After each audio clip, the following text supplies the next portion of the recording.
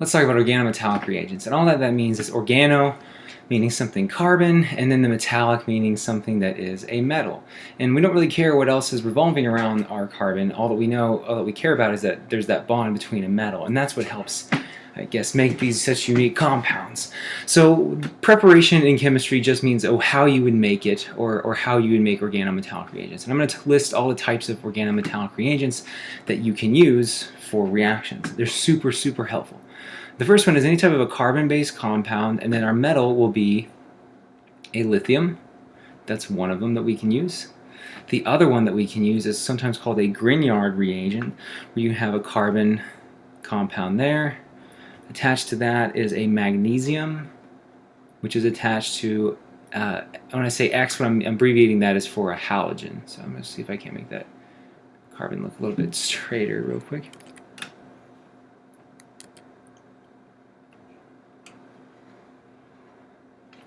The third type of reagent that we can use is sometimes called an Acetyl Id Anion, and I'm pretty sure you know what I'm talking about whenever I mention this, and then sodium.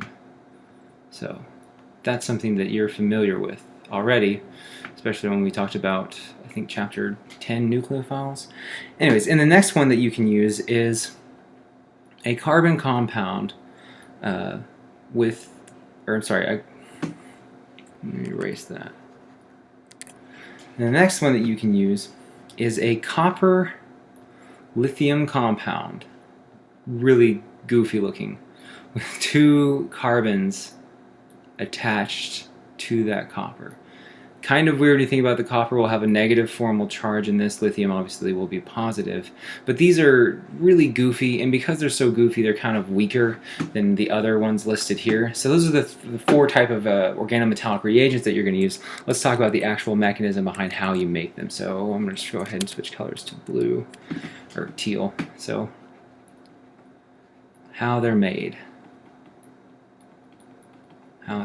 So how do I make this carbon lithium compound? Well, it's pretty simple. I start off with a carbon and then a halogen attached to that carbon, which is, we've seen this. And which one of these would the halogen prefer to be with, a carbon, or let's say I run that with a lithium? Well, obviously the lithium is going to be more likely to steal that halogen than the carbon is, because the carbon is not nearly good at donating electrons as lithium is. Now I have to run this with two equivalents if I want to get this. If I just run it with one, then the first thing that I'm going to get is just a lithium with a carbon attached to it. I mean, with a halogen attached to it.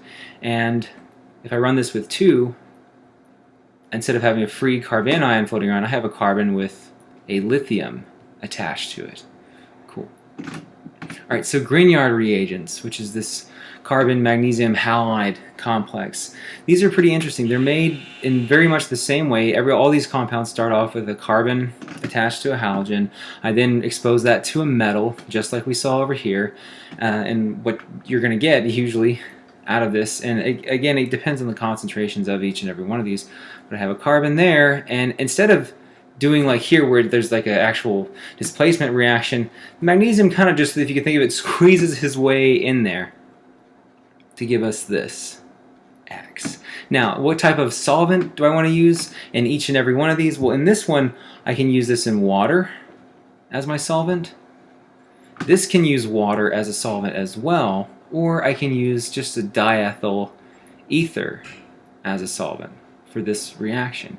And at the end of the day, though, what I get is a carbon attached to a magnesium halide. So for these compounds, this is called acetyl Id Anion. Well, you'll explain why I'm calling it an anion in a second, but it's something that we've talked about time and time again. You have an alkyne, a terminal alkyne. I treat that with sodium hydride. This hydrogen here is going to react. You should know that by now, giving me H2 gas and a carbanion nucleophile that is attached to that positive charge on my sodium. Okay, and now I'll just go ahead and draw the H2 as a gas and it floats away. The last thing that I wanted to mention is how I can make this. So what I start off with is two equivalents of a carbon lithium compound, 2 equivalents of one of these. And so say I have this. This is really reactive. This, because it's so goofy and it's got that extra carbon group bound to it, it's much less reactive. So for whatever reason, I may want to make this out of this. And I can react that with a copper iodide combination. And remember, lithium is much more electropositive than copper is, so this reaction is going to go towards equilibrium. And what I get out of this is a copper with 2 carbon groups attached to it, because that copper there did that reaction. Let's see if I can draw them each there. The extra stuff attached to the carbon, not important, not worth even mentioning. And what's interesting about this is that the copper has a negative formal charge, and it's attached to a lithium. What happened to the other equivalent? You said that you ran this in 2. We also get lithium with the iodine attached to it, but we're organic chemists and we'd like to just ignore things that don't contribute at all to our reaction. So those are all the organometallic reagents that I'm going to be using for this chapter. I talked about how to make organometallic reagents and what they're made out of. Let's talk about how they can react, what types of reactions they undergo. So all organometallic reagents have this generic structure that I drew in the last one, but in reality the reactivity of it looks more like this. It reacts like this, and then the metal being a cation.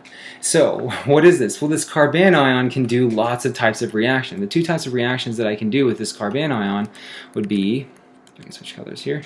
Yeah, one of them is going to be a very strong base reaction, and then the other one is going to be a very strong nucleophile reaction. So if you're remembering how you determine the difference between a nucleophile and a base, well, just know that a lot of that depends on the actual reactant that you're going to be attacking with your nucleophile.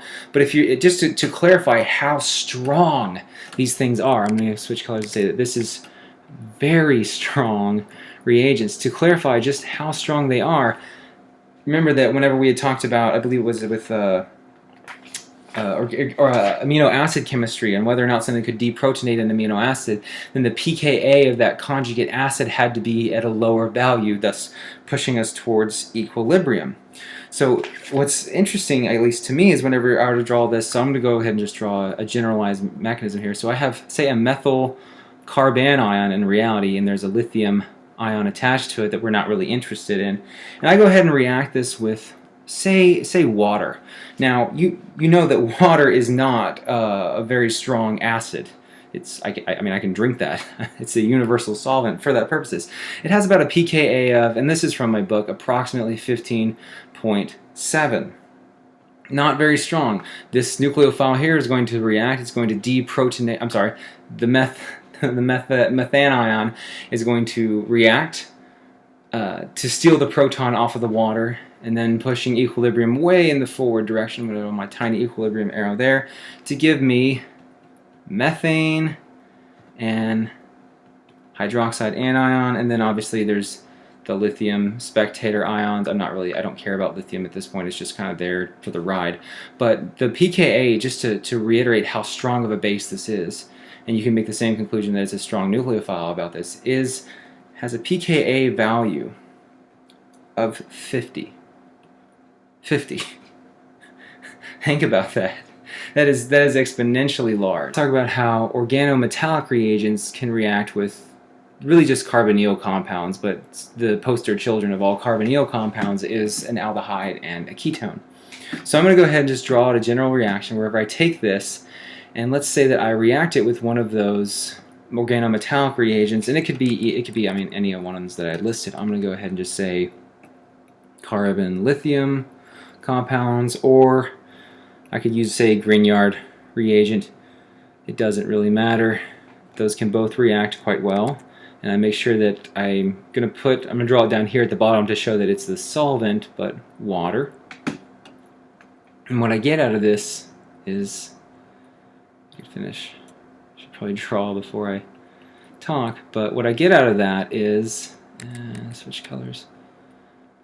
I attach a carbon group on that carbon and creating in this context, either a tertiary or secondary alcohol, which is really, really nice. Obviously, this is going to have certain stereochemical effects, so I'm just going to go ahead and make some notes here on the stereochemistry, which is kind of a review when you think about it.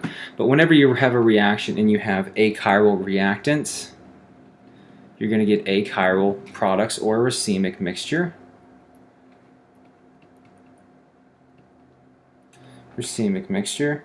And then if you have a chiral reactants, well, that chirality, what could that be? It could be R or S, depending on the conformation of your molecule here, and we'll talk about that later on.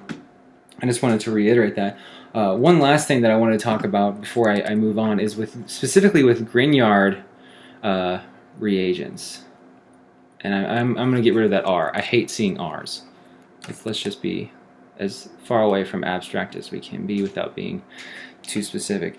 Whenever I react these Grignard reagents with really any one of the three derivatives of this compound, if I react it with a formaldehyde, which is the most simplistic, I mean, you can't get any more simple than that, my outcome, as you can probably guess, well, I'm going to be able to put a carbon there. That's going to give me a primary alcohol. It's all about alcohol at this point. If I react that with an aldehyde,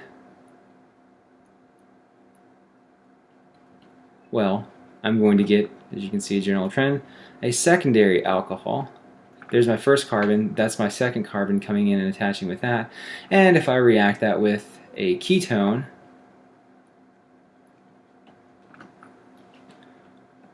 I'm going to get a tertiary alcohol.